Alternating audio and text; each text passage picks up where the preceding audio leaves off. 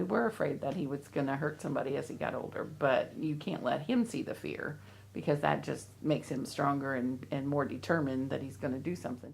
Do you feel angry a lot? Sometimes. What do you get angry about? When they yell at me, That makes you angry? yeah.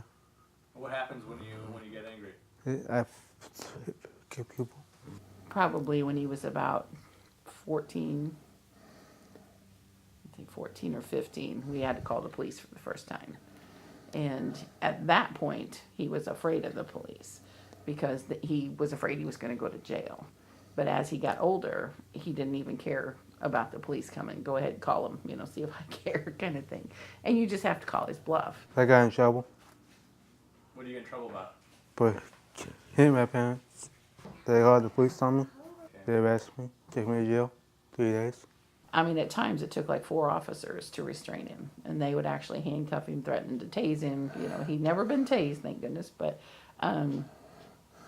they have had to threaten him with that several times before they got him calmed down enough that they could even start to talk to him. When he got arrested, the officer called me and apologized. He said, "I don't have a choice. I have to do this." And I said, "I understand," and then he said, well, they took him to the county jail, but then they moved everybody else out of the pod that he was going to be in because they didn't think he belonged with the general population.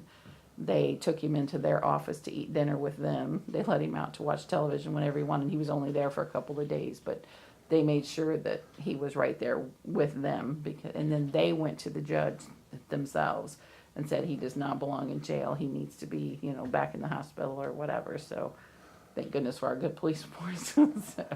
Because if it had been a larger city, he probably would have just gone to jail instead of getting the help that he really needed.